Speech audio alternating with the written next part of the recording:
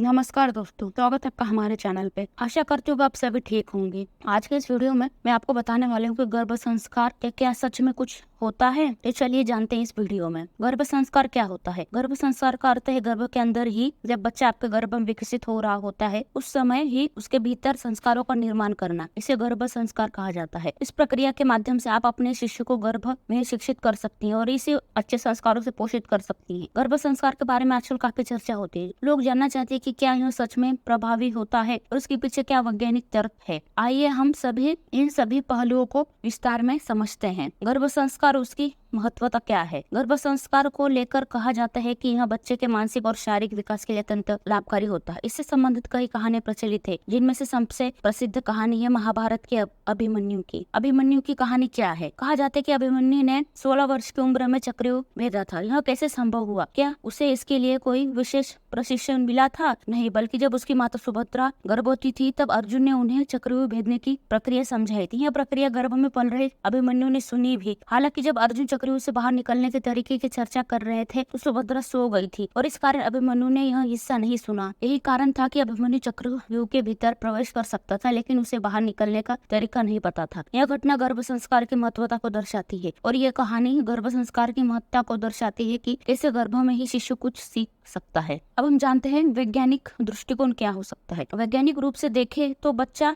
गर्भ के अंदर 18 से 19 सप्ताह लगभग चौथे महीने से सुनना शुरू कर देता है। इस समय वह माँ की धड़कन और अन्य आंतरिक आवाजें सुन सकता है। 25 से 26 सप्ताह लगभग 6 महीने में बच्चा बाहरी आवाजें भी सुन सकता है, जैसे कि आपकी बातचीत। बच्चे से बातचीत का क्या महत्व हो सकता है, इसलिए गर्भावस्था के दौरान विशेषकर 5 महीने के बाद अपने शिशु से बात करना शुरू करना चाहिए। इसमें न केवल बच्चे के मानसिक विकास से सहायता मिलती है, बल्कि माँ और शिशु के बीच का संबंध भी मजबूत होता है। यही कारण है कि जन्म के बाद शिशु को माँ की आवाजें पहचान कर सबसे आसानी से शांत हो जाता है। प्रेगनेंसी में माँ की कौन कौन सी भावनाएं हो सकती है। माँ की भावनाएं में भी बच्चे पर गहरा प्रभाव पड़ता है। इसलिए कहा जाता है कि गर्भावस्था के दौरान माँ को खुश रहना चाहिए, जिसके बच्चा भी हंसमुख पैदा होता है। हालांकि यह व्यवहारिक रूप से उतना आसान नहीं होता, लेकिन इसके लिए कुछ उपाय किए जा सकते हैं, जैसे आपको नियमित वॉक और डीप ब्रीदिंग एक्सरसाइज करना है। ये गतिविधि तनाव को कम करने में भी सहायक होती है। आपको लाइट म्यूजिक और नेचुरल साउंड्स सुनने होंगे। पक्षियों का चहकना, बारिश की बूंदे की आवाज, बहते पानी की ध्वनि या दिव्य मंत्रों को सुनना भी फायदेमंद हो सकता है। आपको क्रिएटिव एक्टिविटीज करनी है। आपको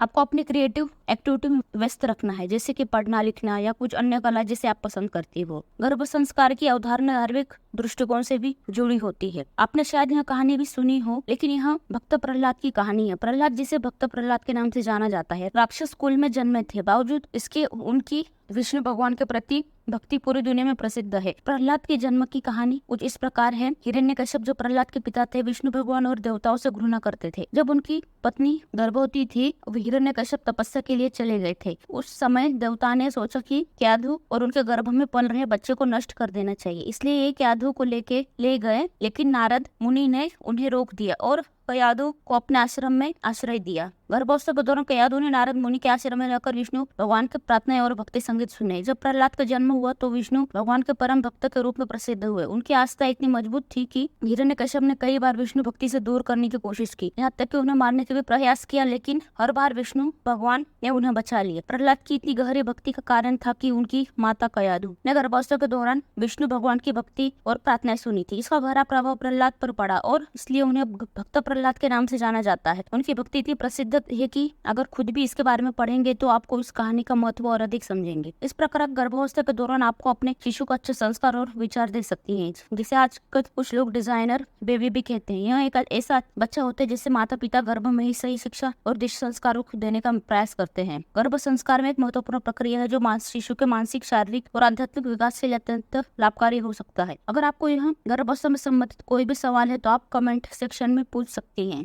हमारे चैनल पर प्रेगनेंसी संबंधित विस्तृत वीडियो भी उपलब्ध है, आपको उनको देखकर सवालों के जवाब मिल सकते हैं। अपना ध्यान रखें और हेल्दी रहे। अगर आपको इस वीडियो में मदद मिली तो लाइक जरूर करिएगा। मिलते हैं आपको हम अगले वीडियो में, तब तक अपना ध्यान रखें। धन्यवाद।